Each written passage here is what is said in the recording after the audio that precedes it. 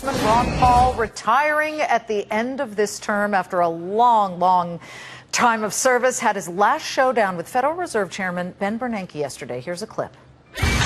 The very first step is transparency, and for us to know. We have a right to know, and you may be correct in your assumption, at least I'm sure you believe this, but maybe I should be talking to Congress, that we should stand up and say, yes, we demand to know. Congress is expected to vote on Ron Paul's Audit the Fed bill next week. Congressman Ron Paul joining us now from Capitol Hill. Gee, it's going to be your last face-off with Ben Bernanke. Must be a little disappointing because you're able to vent in those sessions.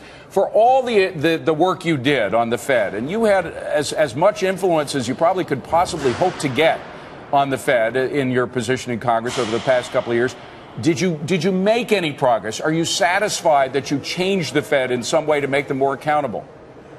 Well, I think so. I think they've responded, at least superficially. We get more information. They respond to lawsuits, and that's been helpful. And there was some demands from Dodd-Frank bill. The chairman now has press conferences, but I think it's mostly superficial. We're not getting down to the nitty-gritties of knowing what happens and how the deals are made and how they bail out companies and what happened with $15 trillion, in emergency, and what they might be doing now with currency swaps and what they plan to do if there's an ongoing crisis in Europe. So, no, we're making progress. But, as far as the Fed in general is concerned, we make tremendous progress outside. Our campaign was emphasizing that issue. A lot of young people are studying the Fed. We haven't made as much progress here in Washington, but because there's so many people outside of Washington wanting to care, I think this is the reason we're going to have a vote on the bill next week. And the bill is called Audit the Fed. But let me just play devil's advocate here, Congressman. You talk about more transparency. I remember covering Alan Greenspan's Federal Reserve, and there was nothing. You got basically nothing except the statement and the minutes, and that was it. Now they give the news conferences. To his credit, that has really been driven by Ben Bernanke. What else do you want to see? If there was one thing that they said, all right, you get to pick. You get one thing you want to know about the Fed, and we'll reveal it. What is that? What thing do you see that is really of import at this point to everybody who's watching? I would say it's the correspondence and negotiation, the deals made overseas. And that is what they cling to the most. And Bernanke claims that he needs independence, but what he wants is secrecy. He says there'll be chaos if we know. And even my bill, I think it's rather weak. It has nothing to do with monetary policy. And he's claiming it will have all kind of ramifications that we will immediately change how he acts. No, it would be the embarrassment of we knowing what he does and how he talks to other countries, other central banks, who gets bailed out and why they do it. But it will not be immediate. There is delay in getting this information. So, yes, there would be a change, but we have a responsibility to know this, especially when you talk in the many trillions of dollars. His budget is much bigger than what the Congress does. And it's interesting you mentioned the correspondence with what happens overseas, because quite recently, of course, with Barclays and the whole LIBOR scandal, we had the questions of what happened between the New York Fed, which, of course, is part of the big Federal Reserve, and Barclays Bank. It appears that the New York Fed, if not encouraging lowballing rates in a way that might have been against the law, were at least acknowledging that Barclays was doing that. Is there going to be any action taken about the New York Fed because of this? Oh, that remains to be seen. I doubt if too much will happen. But, boy, I think your point is very important, because I think if they knew that we would have access to all these records, they would be more transparent, and they wouldn't assume, oh, we can do all this wheeling and dealing and planning.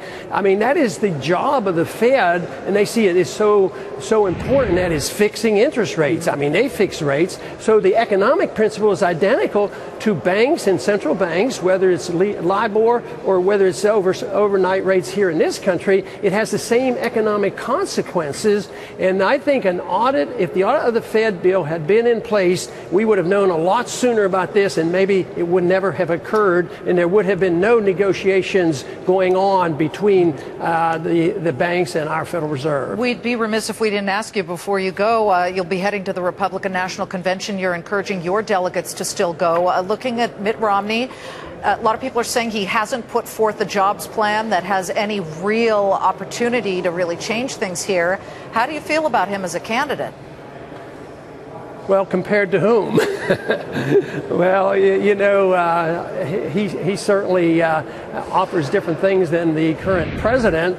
But I think the current conditions in this country make it rough for anybody, no matter what, because the conditions are in terrible shape. They've been developing in this manner, in this direction for many, many decades. So no matter who is to be president, they are going to have a very, very tough job because you have to reverse an entire way of thinking. No more deficits and less spending and change in foreign policy, changing in our monetary policy. So it's going to be a major task for anybody. Will you vote for Mitt Romney?